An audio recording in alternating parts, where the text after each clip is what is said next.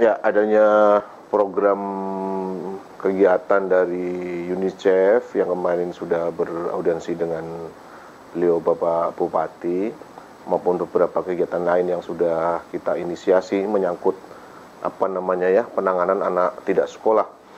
Kita betul, jadi kita sudah mensinkronisasi data ya, bahwa anak usia sekolah, karena kita fokus di pendidikan dasar yang memang diberi kewenangan di pendidikan dasar usia 7 sampai 12 tahun, kita sudah sinkronkan data kita dengan data-data kependudukan di kantor catatan sipil. Jadi kemarin kita sudah mendapatkan data di sana ada 152 ribuan ya, 152 ribuan data yang tercatat di kependudukan usia sekolah pendidikan SD dan SMP.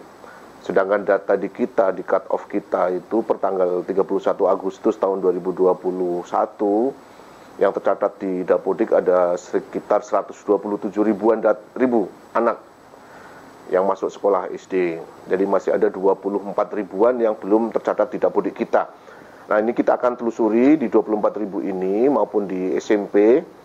Ini yang tidak tercatat di Dapodik ini apakah sudah tercatat, mestinya itu tercatat di data EMIS ya, data milik Kementerian Agama yang sekolah di madrasah MI maupun MTS gitu ya. Nah, nanti dari data itu kita akan mentelusur ya keberadaan mereka ada di mana gitu ya.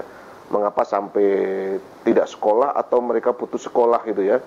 Jadi kita pastikan apakah karena faktor geografis gitu ya, apakah karena faktor kemiskinan, apakah karena faktor disabilitas, atau karena faktor tidak terpantau oleh orang tua, atau karena faktor anak-anak yang berada di jalanan gitu ya.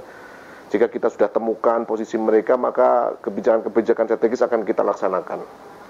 Sekiranya mereka berada pada karena faktor geografis, berarti kita akan membuka akses belajar mereka seluas-luasnya, mulai dari SD, kemudian dari SMP, termasuk keberadaan SMP Satap, nanti kita tetap dorong untuk memberikan fasilitas akses pendidikan kepada mereka. Nah, kita punya 5 SMP Satap yang bisa diakses untuk anak-anak kita yang berada di cukup sulit letak geografisnya ya, dan alhamdulillah selama ini masih memiliki semangat pelayanan yang luar biasa gitu.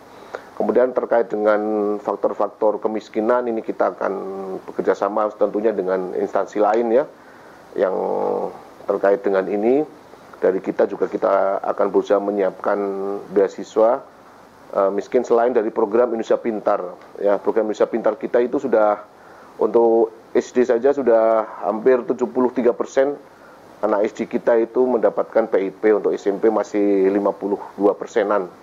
Jadi hampir separuh siswa SMP kita sudah mendapatkan program Indonesia Pintar gitu.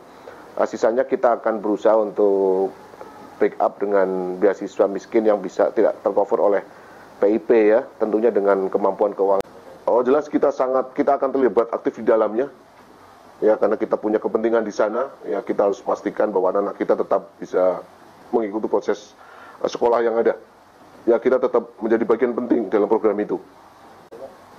Ya jelas dari data-data yang kita miliki seperti tadi kita sampaikan, jika memang faktor-faktor tidak sekolahan mereka disebabkan faktor geografis, kita akan siapkan sekolah-sekolah yang bisa diakses dengan baik oleh mereka gitu.